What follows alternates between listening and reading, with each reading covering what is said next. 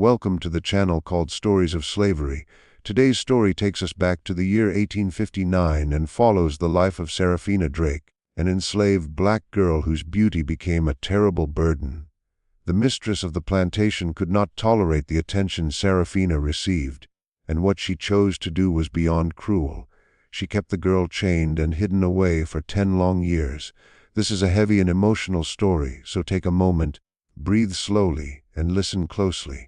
Before we begin, please remember to subscribe to the channel and write in the comments the city and country you are listening from. Your support helps ensure these stories are remembered instead of forgotten. Let us begin. In the spring of 1859, inside a small wooden cabin behind the Witmore plantation in Warren County, Mississippi, a baby girl came into the world. She had eyes the color of warm amber and skin that seemed to glow softly even by weak candlelight. Her mother, a field slave named Ruth, looked down at her newborn child and felt something unfamiliar rising in her chest. In her 32 years of enslavement, Ruth had known fear well, fear of the whip, fear of punishment, fear of the master's temper. But this fear was different. It was deeper and sharper. Ruth understood with the instinct only a mother can have that her daughter's rare beauty would either save her or destroy her. She named the baby Saraphina, after the highest order of angels. She had once heard the plantation mistress reading the word aloud from a religious book years earlier. Ruth could not read or write, but she never forgot the sound of it. Saraphina, the burning ones, the angels closest to God. On that first night, Ruth whispered the name into her daughter's ear and prayed that heaven might protect what she herself could not. The Witmore plantation covered 1,800 acres of some of the richest cotton land in the Mississippi Delta. The main house sat on a gentle hill overlooking endless fields, a 2-story Greek Revival mansion with white columns and wide verandas that stood as a cruel symbol of wealth built on suffering. In 1859, 147 enslaved people lived and labored there, producing nearly 500 bales of cotton each year. This made the Witmore family among the richest in the region. The master was Colonel James Witmore, 63 years old, known for running what he called a strict and efficient operation. He rarely visited the slave quarters, leaving daily control to overseers and to his wife. Most of his time was spent in Vicksburg handling business and attending political gatherings. He served 2 terms in the Mississippi state legislature and considered himself a refined gentleman. He owned human beings as casually as he owned furniture or livestock, never questioning the system that gave him his fortune. True authority in the Witmore household did not belong to the colonel, but to his wife Helena. In 1859, Helena Whitmore was 41 years old. She had once been praised as the most beautiful young woman in Natchez society. But years of disappointment and resentment had hardened her face and darkened her spirit. She had given her husband 3 sons, all of whom lived to adulthood, and she viewed this as her greatest achievement. Still, Helena carried a quiet bitterness that shaped everything she did. She knew her beauty was fading. She saw it each morning in the mirror, in the fine lines near her eyes and the slight sag of her jaw, and she hated it. Helena ruled the house slaves with absolute control. She personally oversaw the cooks, seamstresses, laundresses, and nursemaids. Nothing escaped her notice. She believed deeply in what she called proper order, which meant complete obedience from every enslaved person inside her home. The field slaves answered to the overseers.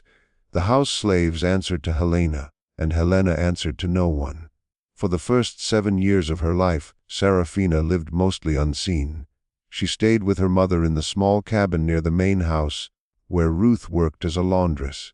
The labor was punishing. Ruth worked 14 hours a day washing, boiling, and pressing the Witmore family's linens and clothing. Her hands were permanently scarred from lye soap and scalding water.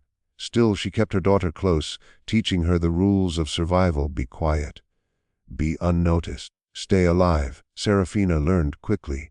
She helped carry water from the well and sort dirty clothes. She learned to fold sheets so neatly that no wrinkle remained. She learned to walk softly, to speak only when spoken to, and never to look a white person directly in the eyes. These lessons were absorbed by every enslaved child long before they understood why. But there was one thing Ruth could never teach her daughter to hide.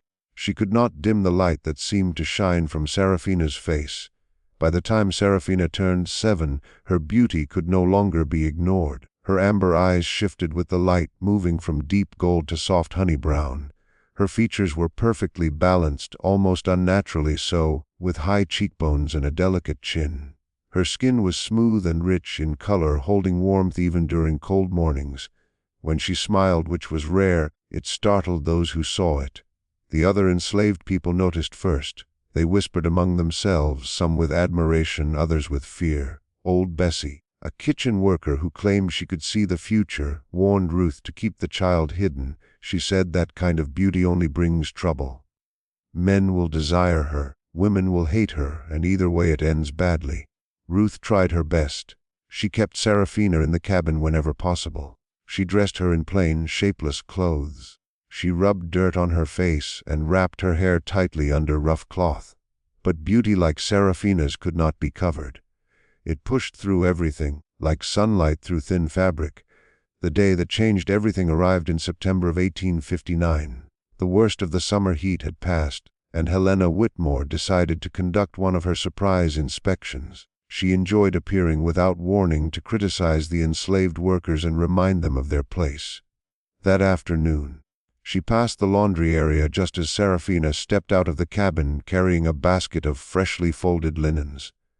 The girl did not notice the mistress approaching. She was focused on balancing the heavy load. The cloth slipped from her head, and her hair fell in soft waves around her face. The sunlight struck her at just the right angle, bathing her features in a golden glow. Helena stopped walking. She stood frozen, staring at the child. Those who later spoke of the moment struggled to describe the look on her face. It was not simple anger. It was something colder and more dangerous. It was the look of a woman facing something she could not accept. Ruth saw the mistress and felt her blood turn cold. She dropped what she was holding and rushed toward her daughter, but it was too late. Helena had already seen her, and once seen, Saraphina could not be unseen. That night, Helena lay awake in her grand bed, staring at the ceiling while her husband slept beside her. Her thoughts returned again and again to the slave girl. She compared herself to the child until rage filled her chest. Those amber eyes, that flawless skin. How dare this child, this piece of property, possess what Helena herself was losing? How dare she exist? By morning Helena had made her choice. She told herself it was about discipline. She told herself it was about order. She convinced herself the girl had been disrespectful. None of it was true, but she repeated the lies until they felt real. The truth was simpler and uglier. She could not bear to look at Saraphina, and if she could not destroy the girl's beauty, she would hide it where no one would ever see it again. Beneath the Witmore mansion was a cellar built in 1841, used mostly for storage. It stretched nearly 40 feet long and 20 feet wide, with stone walls and a dirt floor. One section held the colonel's imported French wine. The back portion was dark, damp, and rarely entered. This was where Helena decided Saraphina would go. She gave the order to the overseer, Thomas Crenshaw, who carried it out without question.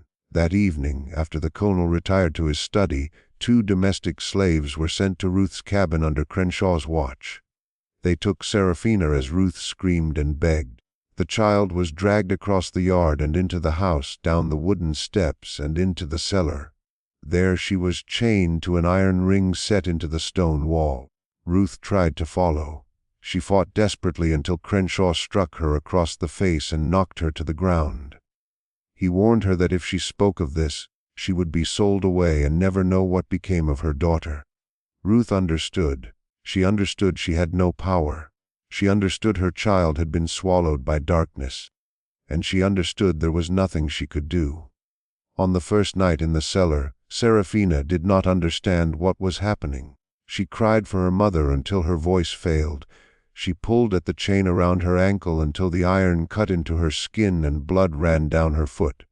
She called for help, but her voice could not break through the thick stone walls that sealed her away.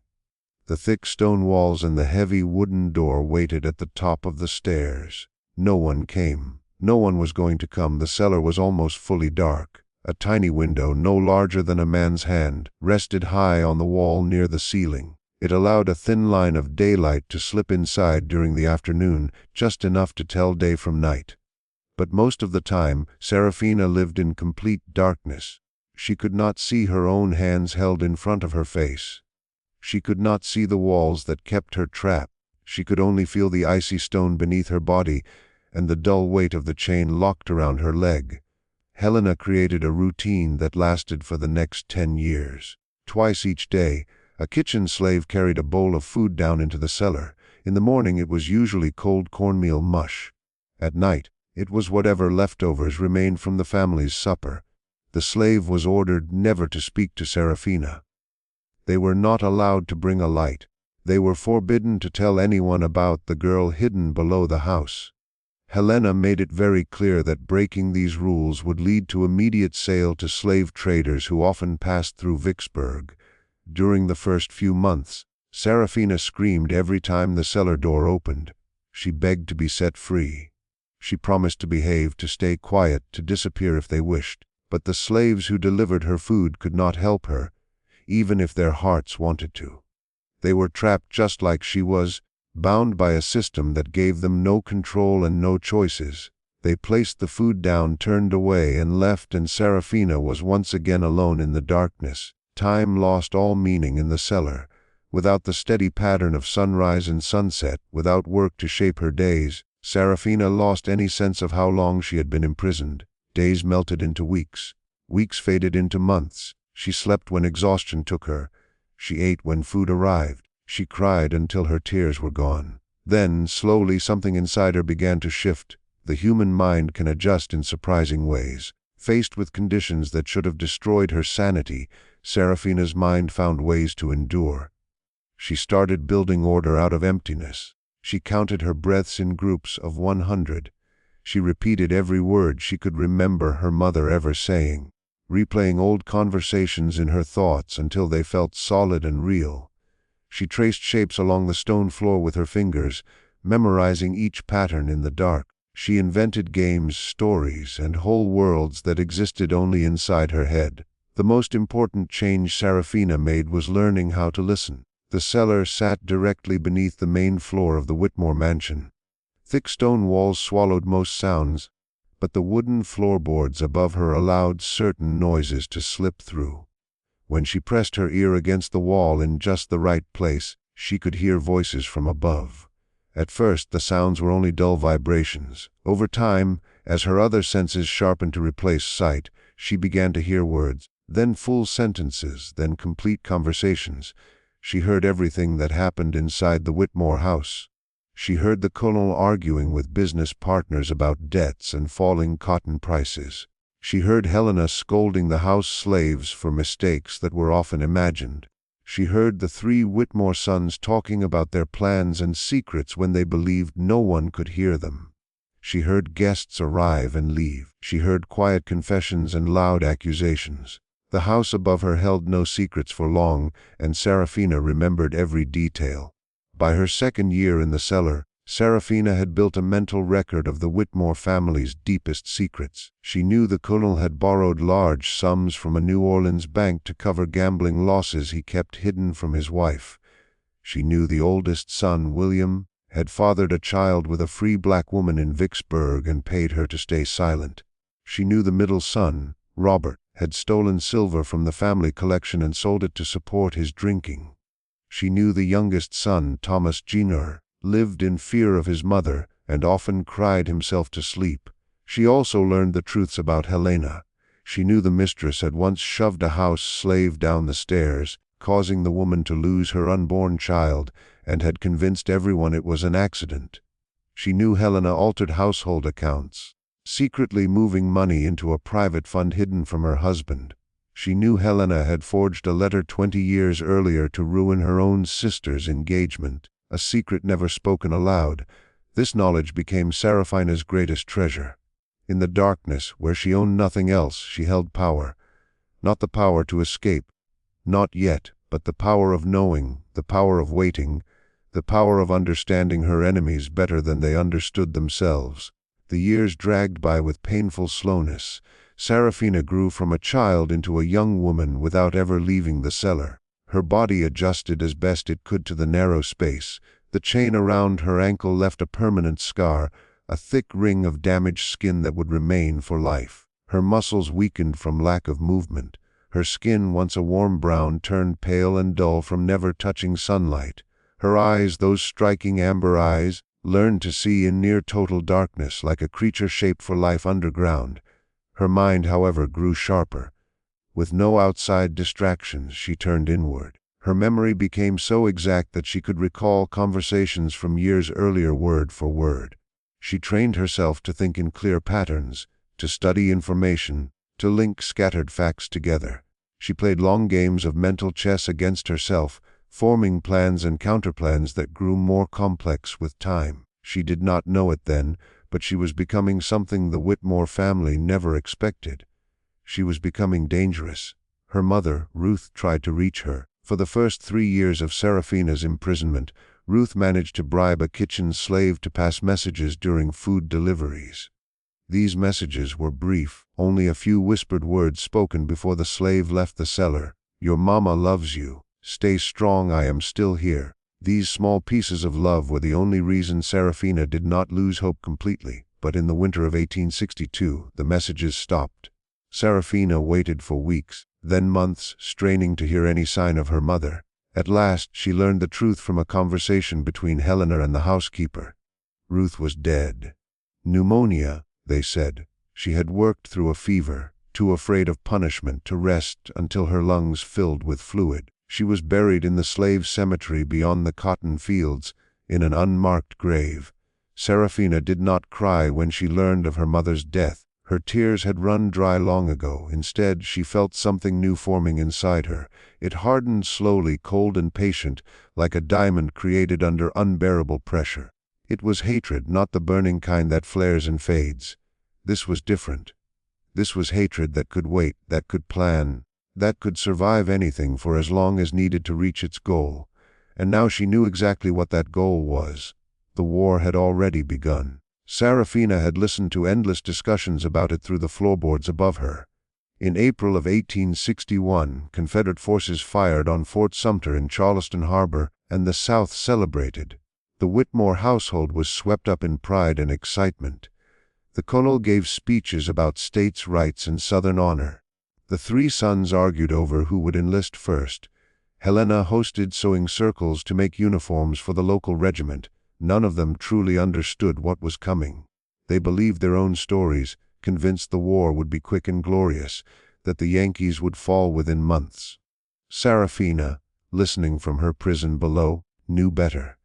She had heard the colonel's private talks with business partners who were far less hopeful.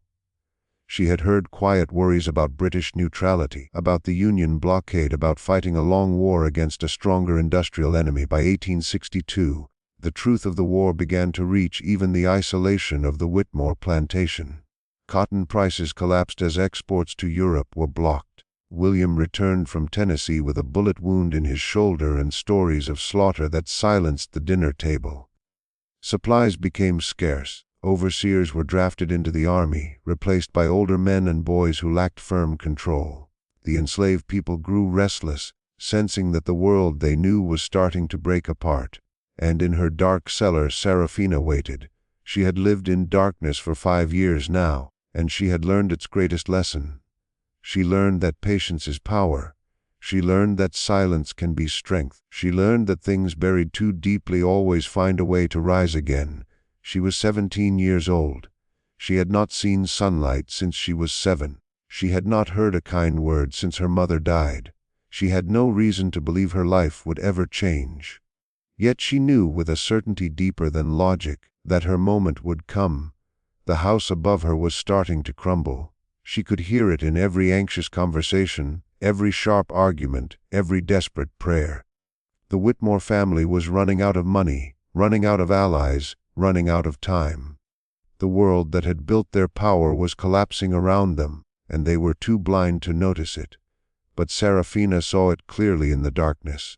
In the darkness where they had left her, she saw everything, and she was ready. The spring of 1864 brought shifts that Saraphina could sense from the sounds above her head.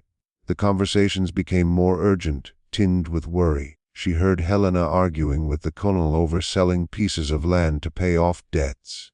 She heard William, now recovered from his wound but forever weakened, speaking with his brothers about the threat of defeat. She overheard the house servants moving with less caution, speaking more openly when they thought no one could hear them. The balance of power was tipping, and everyone could sense it. The food deliveries grew more irregular. Entire days sometimes passed without anyone bringing Saraphina even a scrap to eat. She learned to stretch her tiny rations, numbing herself to the constant ache of hunger that had become her constant companion. Her body had grown used to near starvation, thin and weary, able to survive on far less than a normal person. This was not strength. It was pure biological desperation. Yet it meant that when others might have perished, she endured. By November of 1864, she caught whispers of something called Sherman's March. A Union general named William Sherman was cutting a swath of destruction across Georgia, burning everything in his path as his army moved from Atlanta to the sea. Helena's voice trembled with fear as she spoke to her husband about the news. If Sherman moved north into Mississippi, if his army reached Warren County, everything they had built would vanish. Saraphina listened to their terror, and for the first time in 7 years she smiled. The winter of 1864-65 was the harshest the Witmore plantation had ever seen. The Confederate economy had completely collapsed. The paper money the family had hoarded was nearly worthless. Most of the enslaved people had fled, heading north toward Union lines or disappearing into the chaos of a failing society. The overseers had long abandoned the fields. Crops rotted where they stood, because there was no one to harvest them. Helena cut the household staff down to a skeleton crew of 3 enslaved people with nowhere else to go. She dismissed the cook and took over the kitchen herself, something she had never done in her entire life of privilege. Meals became simpler. The wine cellar was emptied and sold. The silver was sold piece by piece to pay for bare necessities. The grand house, once a symbol of wealth and dominance, began to crumble. Paint peeled from the columns. Shutters hung at awkward angles. Gardens turned wild with weeds. Through all of this, Saraphina remained trapped in her cellar prison. Helena seemed to have forgotten her entirely, too absorbed in the disaster above to remember the girl she had buried alive years ago. Food deliveries became even rarer. Sometimes 3 or 4 days would pass without anyone opening the cellar door. Saraphina survived on rainwater that seeped through the small window, and on rats she caught with her bare hands in the darkness. She had become something less than human and yet more than human at the same time, stripped to pure will and burning purpose. On April 9, 1865, General Robert E. Lee surrendered to General Ulysses S. Grant at Appomattox Courthouse in Virginia. The war was over. The Confederacy was finished, and somewhere beneath the Whitmore mansion, a young woman imprisoned for nearly 6 years heard the news through the floorboards and knew her moment was near. The weeks after the Confederate surrender brought chaos to Warren County, Mississippi. Union troops moved through, enforcing the terms of defeat and spreading news of emancipation to those who had not yet heard. Plantation owners who had once ruled like kings faced the collapse of everything familiar. Some fled. Some took their own lives rather than accept the new reality. Others, like the Witmores, refused to believe their world had ended. Helena Whitmore carried on as if nothing had changed. She gave orders to the remaining servants with the same imperious tone she had always used, insisting this was only a temporary setback, a hiccup that proper order would soon fix. Her denial was so complete it bordered on madness. The colonel, broken by the ruin of all he had worked for, retreated to his study, drinking himself into stupor daily. The 3 sons scattered. William went to Vicksburg to see what could be salvaged of the family business. Robert vanished entirely, fleeing gambling debts accrued during the war.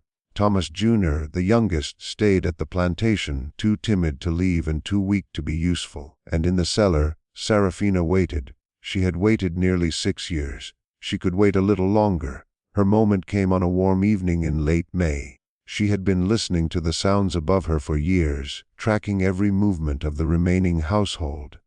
She heard Helena retire to her bedroom. The colonel snored drunkenly in his study. Thomas Jr. paced his room, too anxious to sleep. Then she heard something new, the cellar door opening at an unusual hour. A figure descended carrying a candle. The dim light seemed blinding to Saraphina's eyes, adapted to darkness. She shrank against the wall, shielding her face. For a moment, she thought Helena had come to kill her, to erase the evidence before the Union authorities arrived. But the voice was not Helena's. It belonged to an old woman named Bessie, the same kitchen slave who had once warned Ruth about Saraphina's dangerous beauty. Bessie was 73, one of the few who had stayed on the plantation because she was too old and weak to run. Yet she had never forgotten the girl in the cellar. And now, with the old order crumbling, she had decided to act. "Girl," Bessie whispered, her voice trembling with age and emotion, "the war is over. You are free. Do you understand me? You are free." Saraphina slowly lowered her hands, squinting against the candlelight. She had not seen another human in nearly 6 years and had almost forgotten what a face looked like. Bessie's weathered features, flickering in the flame, seemed like a vision from a dream. Bessie had brought a hammer and chisel she had stolen from the tool shed days before, hiding them until the right moment. Kneeling beside Saraphina, she began working on the rusted iron ring that had chained her. Years of moisture had weakened it. Nearly an hour later, the ring broke free. Saraphina stood for the first time in years. Her legs barely held her, muscles wasted from disuse, leaving her fragile as a newborn. She leaned against the wall, breathing heavily, feeling the unfamiliar act of standing upright after so long on the cold floor. Bessie helped her up the stairs, one painstaking step at a time. The cellar door opened onto a hallway near the kitchen. The hallway was dark, but compared to the pitch-black cellar, it seemed flooded with light. Saraphina blinked, tears streaming as her eyes adjusted. "You need to go," Bessie said. "Get away before they notice you're gone. There are Union soldiers in Vicksburg. They will help you." But Saraphina did not move toward the door. She turned and looked back into the main house, toward the sleeping Witmore family. Her gaunt, pale face showed no expression, but her amber eyes, sharp despite everything, burned with a fierce light that made Bessie step back. "No," Saraphina whispered, her voice rough from disuse, but clear. "I am not leaving, not yet." Bessie tried to argue, warning of danger, warning that Helena would kill her if she escaped, urging her to run and never return. But Saraphina had survived 6 years by becoming something else entirely, not by being cautious. She had survived by becoming something that did not flee but hunted. She instructed Bessie to return to her cabin and act as if nothing had happened, to continue her duties as usual. "Whatever happens," Saraphina said, "you did not see me. You know nothing. Do you understand?" Bessie understood. She had lived under rulers who destroyed whatever they could not control. She recognized that same spirit in Saraphina. Whatever the girl had become in the darkness, she was no longer a victim. She had become something far more dangerous. That night, while the Witmore family slept, Saraphina moved silently through the house she had only known through sound and vibration. Bare feet made no noise on the wooden floors. She knew which floorboards creaked, which doors squeaked, and where each person slept. She found Helena's private office on the 2nd floor, a small room with her papers and correspondence. The door was locked, but the lock was old and weak. Using a hairpin she had found, Saraphina worked the lock intuitively. Within minutes it clicked open. The office was exactly as she had imagined. A small writing desk near the room was quiet except for the faint rustle of papers. There was a window, a cabinet pushed against the wall, and stacks of papers and ledgers arranged with Helena's meticulous care. Saraphina moved carefully through the room, studying each document in the thin moonlight streaming through the window.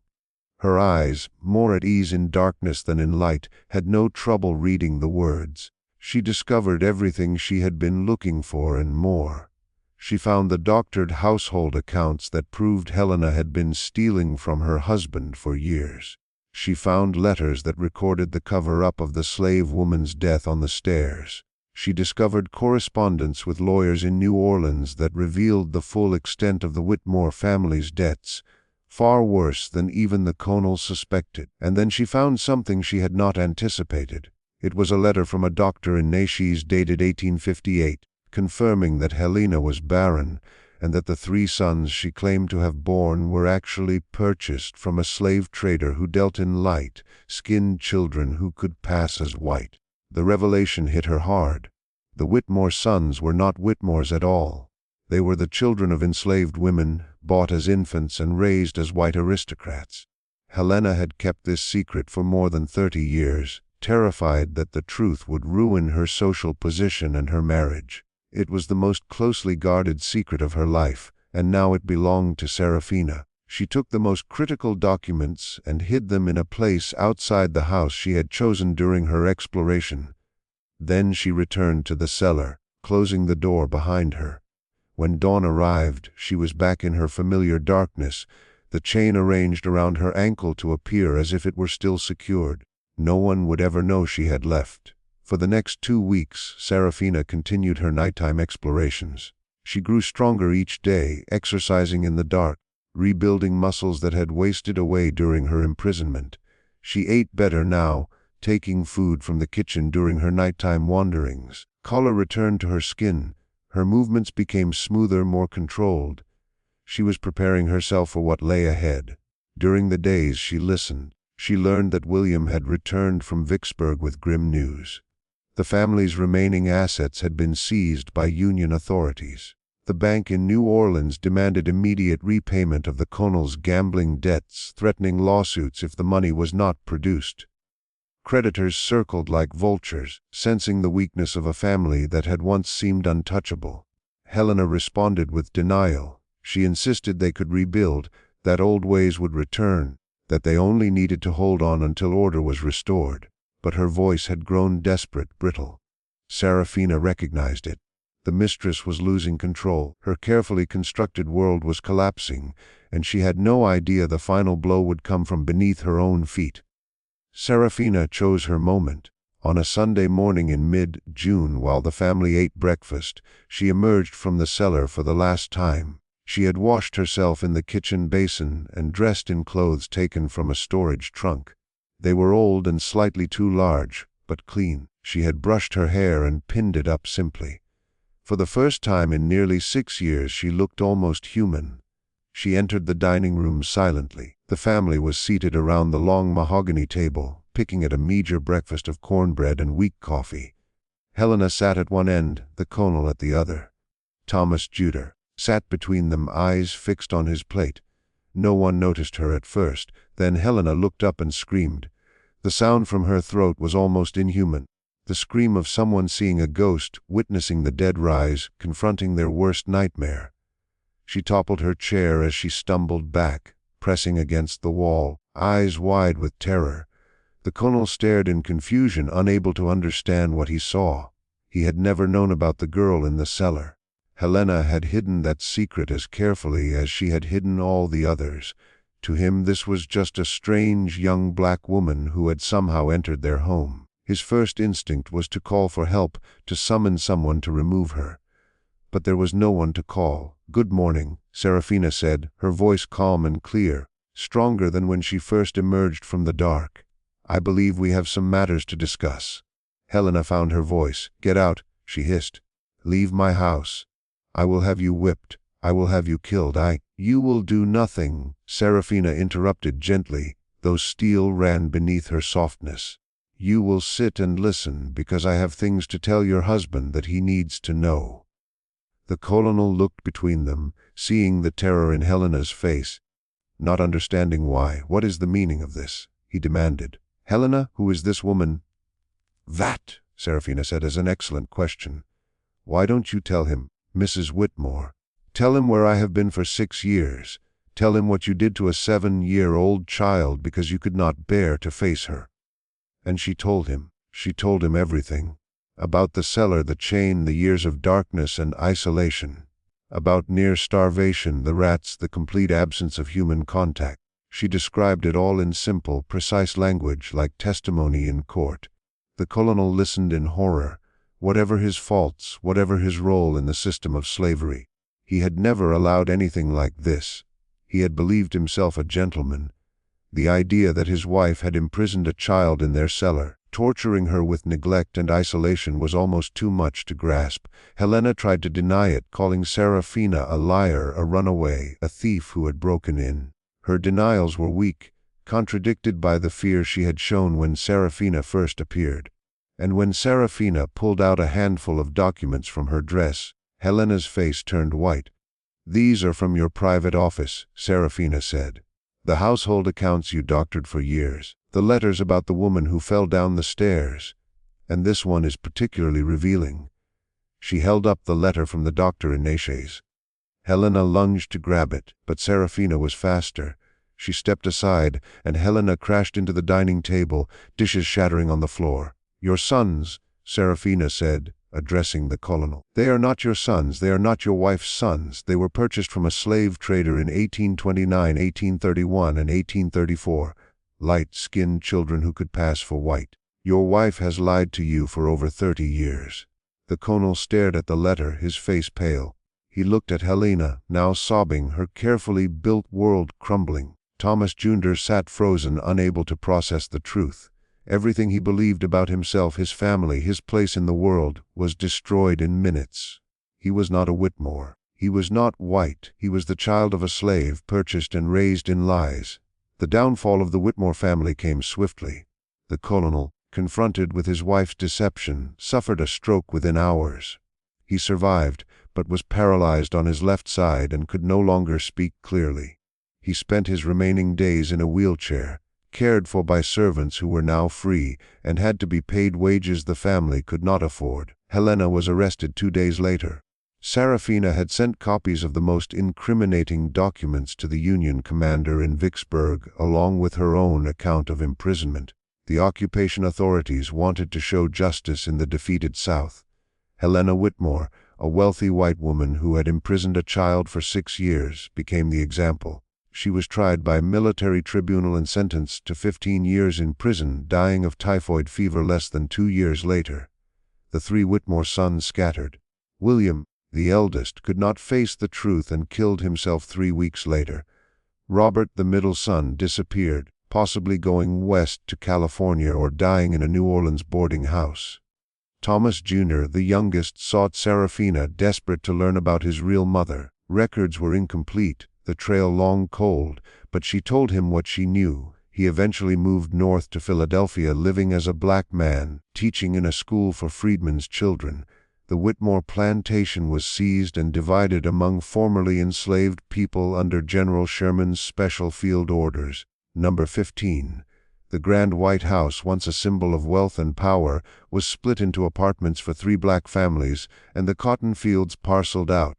The world that James and Helena Whitmore had created was not merely destroyed.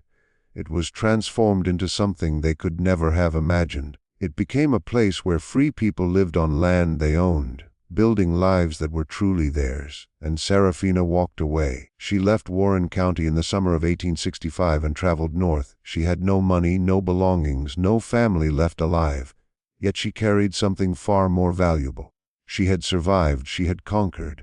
She had taken everything from those who had tried to crush her, and she had done it not with anger or violence, but with the power of truth. The secrets they had worked so hard to protect had become the instruments of their own undoing.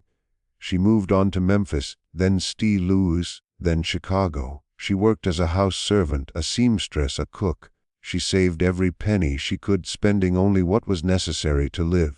She taught herself to read and write using newspapers and discarded books she found in the homes where she worked.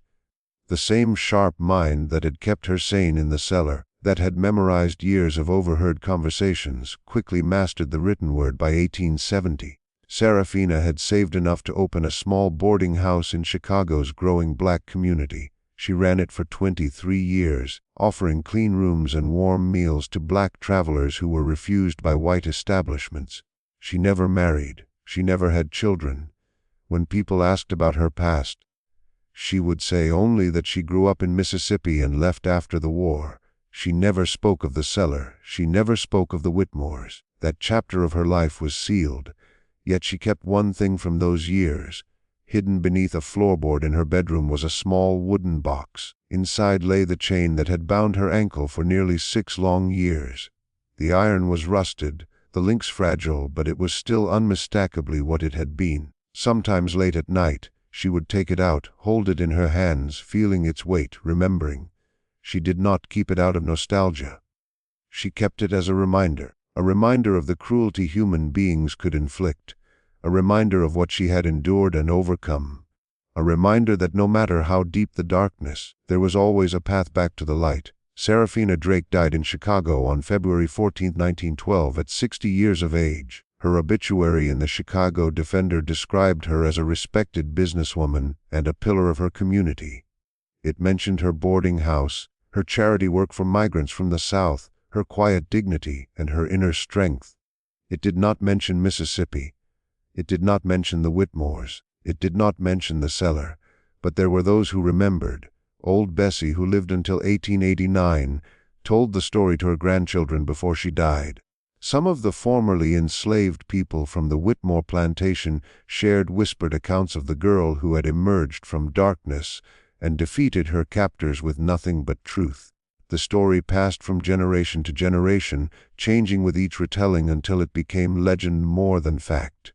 And perhaps that is fitting, because the story of Saraphina Drake is not just the story of one woman. It is the story of everyone who has ever been buried by injustice and found a way to rise. It is the story of secrets oppressors try to hide, and the truth that always finds a way out.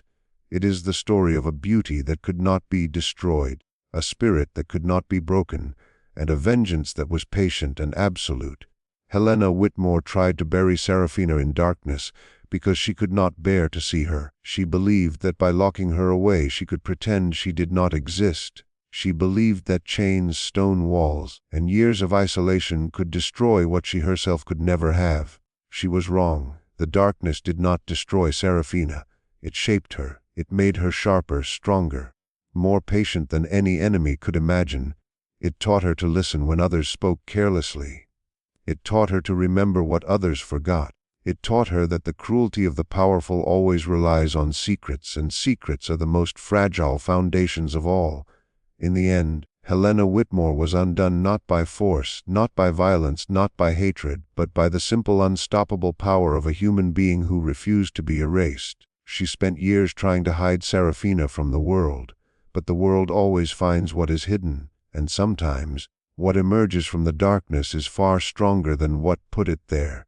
This is the story of Saraphina Drake, the prisoner of beauty, the girl in the cellar, the woman who endured 10 years of darkness and emerged to bring light to those who had wronged her. Her story was buried for over a century, lost in the ocean of suffering that was American slavery. But stories like hers have a way of returning. They rise through the cracks in history. They demand to be heard because truth cannot be chained forever, and beauty, true human beauty, can survive anything. Even 6 years of darkness, even a lifetime of injustice, even the deliberate cruelty of those who fear what they cannot control. Saraphina Drake knew this. She learned it in the cellar beneath the Witmore mansion, in the endless darkness where she should have been destroyed. She carried that knowledge with her for the rest of her life. And now, more than a century after her death, her story still carries it forward. Some chains are made of iron, others are made of lies and secrets. Both can be broken, and both will be broken. It is only a matter of time, and Saraphina had all the time in the world.